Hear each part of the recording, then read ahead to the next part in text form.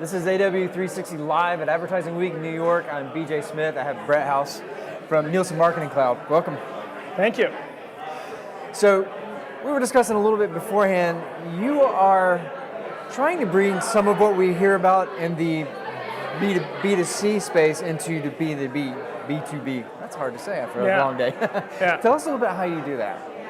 Yeah, it's interesting. I mean, I think a lot of people, when you think about B2C marketing, and a lot of our clients obviously are B2C marketing, big retailers, big CPG or FMCG companies, et cetera, media companies, they're looking directly to a consumer audience to buy product, right? To hit some sort of KPI. We're thinking about that from a B2B perspective and applying a lot of the same learnings, within sort of a framework. If you think of the purchase funnel, on the B2B marketing side, it's the serious decisions demand waterfall. And how do you get consumers or audiences within businesses that are thinking to buy a DMP or buy the Nielsen Marketing Cloud to actually move through the funnel and with relevant content, with relevant information? And how do you track that and kind of follow through on delivering a kind of a B2B promise that's a little bit more comparable to what you see in the B2C world? And that's what, as my group is doing, we're trying to do that on a global scale with Nielsen Marketing Cloud. I'm interested to see how you deliver some of that content, because when I'm thinking of B2C, I'm thinking of so many people like on social media, and then we think about different types of influencers, different content creators. What sort of content are you creating, and how are you delivering that content? Yeah, I think the content comes in a few different flavors. I mean, it comes in thought leadership, where it's not advertorial, it's not sales collateral, it's information that's meant to educate a person in a buying decision. So when they're doing research into, what type of audience segments they should target, or what type of DMP they should buy, or what type of ad platform they should be thinking about, how can you educate them in a way that's not salesy, that is informative and interesting to keep them coming back more for that information? And in terms of delivering this content to them, you look at a couple of different avenues within B2B marketing, and I think what we're doing is a little bit different than what you generally see. Generally, it's a marketing automation platform, which in a sense is largely email driven. You can sequence messages with workflows so that people get messages that are going to be more relevant to them with content that they might be interested in. So as an example, if I invite you to an event and you show you're not interested to that event, and you get another invite to an event and you're not interested, I realize that you're not going to be interested in coming to our owned events. Sure. So I won't market any events to you. So I can start to sequence your behavior based on all of your interactions with our brand into different directions so that you're getting content that we think is relevant to you.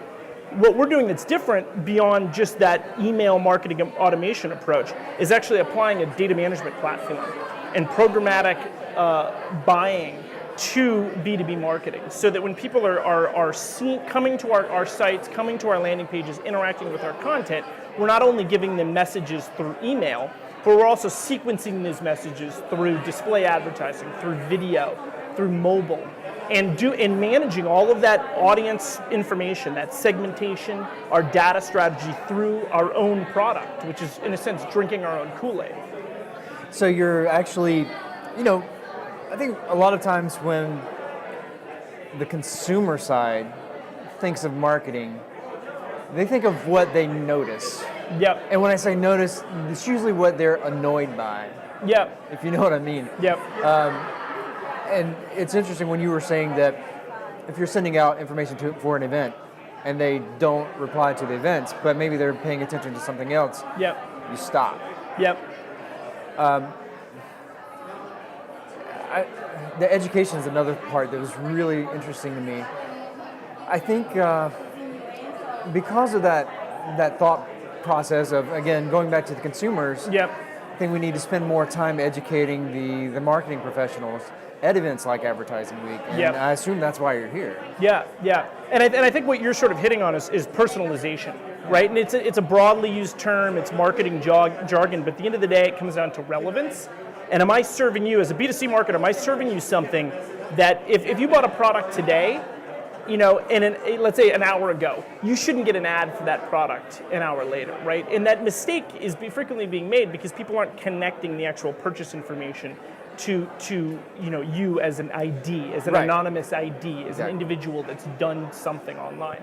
Same thing applies to B2B marketing, right? It's think of personalization where I shouldn't be showing you content, and if my team, our marketing organization, produces enough thought leadership and enough content and enough information that we can version it, just like a B2C marketer would version creative so that the right creative, the right offer goes to the right person at the right time.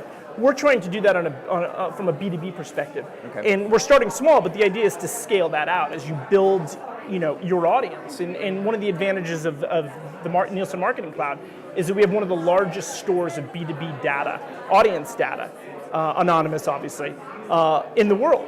And so we can use that to fill the funnel. We can actually target these people who we know title, we know what kind of verticals they work in, what kind of industries they work in, and we can get information that we think is going to be relevant to them. Again, thought leadership driven, not sales oriented, and then track how they interact with us over time, over a number of different types of scenarios, and then cater content even further to them. And if they show no interest, we move them out of the database. We don't continue to interact with them. If they do show interest and the sales organization engages with them, then we're tracking that sales engagement and then reacting to further content based on what happens with the sales team. So if the deal doesn't close, they're not interested, budgets have been pushed to the next quarter, we can nurture that individual with content that is relevant to them but not, again, annoying. Rather than having the sales organization going and asking for another meeting or following up every 6 months, you continue to engage them with thought-provoking information, and that keeps you top of mind and helps the entire organization grow. That's perfect. That's great advice. Brett House, thank you for joining us today. Thank you. Appreciate it. Absolutely. We'll be back with more AW360 Live at Advertising Week New York.